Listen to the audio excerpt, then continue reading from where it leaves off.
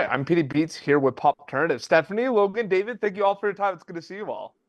Thank you. See, Stephanie, I'll start with you. I really love that kind of journey of reading something and then seeing it come to life on script. And this one, so emotional. Like I had so many thoughts watching this movie. What was it like for you with this one, with Reverse the Curse, kind of like reading it and then actually like filming it, seeing it come to life, so to speak? I read it and talked to David about it while my dad was actually dying of cancer. So it was really close. But at the same time, it was weirdly a way for me to strangely deal with, I'm not saying this is healthy, but it was a way for me to deal with the loss of my own father, Mhm. because there were lots of things that were said that were unsaid. There were lots of things that were said at the very, very end that I wished that I had more time with that version of my dad. And I think Yep. that really rings true to the script. There's so much of Marty and Ted's relationship is they're forced into that bonding at the end because time has run out. Time is all Yes. gone. And they, to the character's credit, they do it. And it's really hard. It's really hard right at the end when death is looming to extend yourself in that vulnerable way with one of the people that you want so badly to be closest to, but that also hurts you at every turn. And I just Absolutely. really deeply understood that from the script. And so because I felt like I understood it as a human, I knew that I could bring my creativity to it as an actor. Yeah, my creative mind was like, you watch a film. I didn't read the script for this, but I'm just like, what would it be like reading the script? Because it was so heavy, watching the movie, and Yeah. so that's why I wanted to ask. It's also really fun. I mean, really funny to me. That's part Yeah, of why I like to do it, because I mean, that's my bread and butter really, is comedy. yeah. So I wanted to do that part of it. And there was a lot of laughter when my dad was dying. So I knew that's part of grief. No, absolutely. David, my question to you is there's, so much that happens before you go to camera on a script, on a film, like on a TV show or film. And, there's a lot of ways you could look at it as two journeys before filming something and after filming something. Do you look at it as kind of two separate journeys, or is it all one big kind of storytelling acting journey with like multiple steps in between for you specifically? Well, I think if I was to, go back and think about all the times, writing this, trying to make it, it feels like many different journeys, but ultimately it's just the one journey of storytelling. Yeah.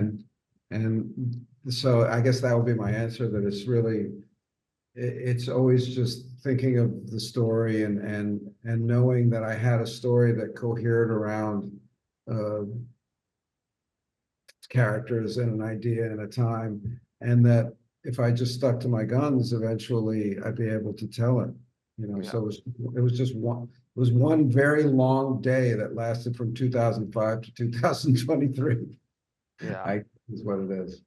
No, absolutely. Now, Logan, there is a question here before I say this, but I'm a creative as well, and did some short films. And The Invitation is one of my favorite films of all time, and it's the film that got me into filmmaking. So my question is, I look at like films like that and this film, and they're very different genre story-wise, but a lot of things that you have worked on are kind of have to do with the exploration of people and reflection and everything. And I'm just curious. Um, are they very separate, a lot of your past projects towards new projects like this one, or do you kind of pull some mindsets or preparation from projects like that you've done in the past to reverse the curse, or are they very separate? I'm just curious about that. Good question. I think they're very separate from me. Okay. Actors are different. But one of the things that, they're kind of like, I need to know who's going to be the director. Do I feel safe with her or him? And then I want to know the character. Have I played this guy before? Yeah. And if I haven't, does it scare me? Like, do I not want to do it because of those scenes that I know I probably should do it?